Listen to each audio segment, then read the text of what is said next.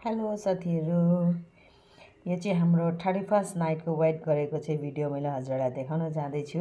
अलिकति टाइम चाहिँ लाग्यो किनकि अलिकति बिजी थिएँ, एडिटिङ गर्नुलाई टाइम लागेको थिएँ। छोटो छोटो क्लिप्सहरू चाहिँ गरिराखेको थिएँ, तर त्यसलाई एडिट गर्नु टाइम पाएको थिइनँ र आज एडिट गरेर हाल्दैछु।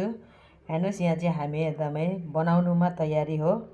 सबै साफसफाइभित्र गरिसकेको बादमा हामीले यहाँ बाहिर यसरी आगो फुकेर यस्तो गरेर पुरी बनाएको थियौँ। पुरी छोले भटोरा, नट एक्ज्याक्टली पुरी, छोले भटोरा भनेर भन्ने गर्दछ नि, त्यो बनाएको थियौँ। हामी 4टा फ्यामिली थियौँ, धेरै पनि थिएन। आफ्नो ब्लगको गरेको थियौँ नि त, त्यही भएर हाम्रो ब्लगमा बस 4जना 4टा फ्यामिली मात्रै थियो। सबैजना छुट्टी गएकोले गर्दाखेरि अनि हामी 4टा फ्यामिली पनि किन पछि हट्ने होइन, 25को लास्ट दिन हो, त्यही भएर मजाले इन्जोय गर्ने भनेर गरेको थियौँ। र यहाँ सबैभन्दा अगाडि चाहिँ हामीले नानीहरूलाई खुवायौँ, बच्चा केटाकेटीहरूलाई स्टार्ट गऱ्यौँ खानुमा। हेर्नुहोस् कति खुसी भएर खाँदैछ बच्चाहरू पनि है, केटाकेटीहरू पनि कति खुसी भएर खाँदैछ सबैजना, हेर्नुहोला।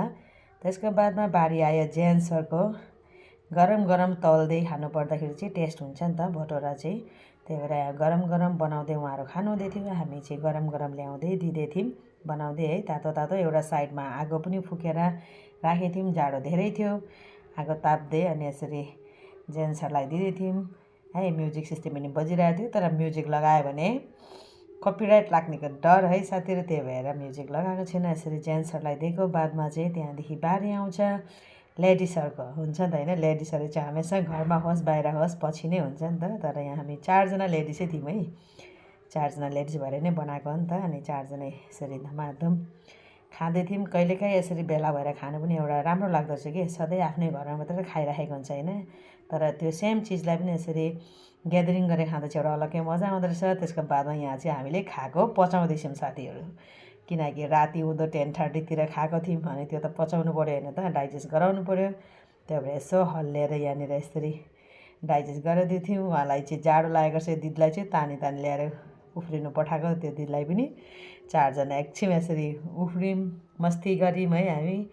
त्यसको बादमा चाहिँ नि बारी आउनेछ अनि केक काट्नेको टाइमिङ है, किनकि खाना खायौँ बनायौँ रेडी गरेर त केक काट्ने टाइम भइसकेको थियो, र केक काटिङको टाइमिङ सानो एउटा केक पनि अर्डर गरेको थियौँ हामीले।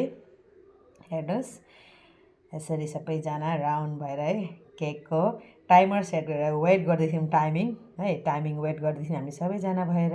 हेर्नुहोला साथीहरू, हजुरले कस्तो मनाउनु भयो भन्नुहोला।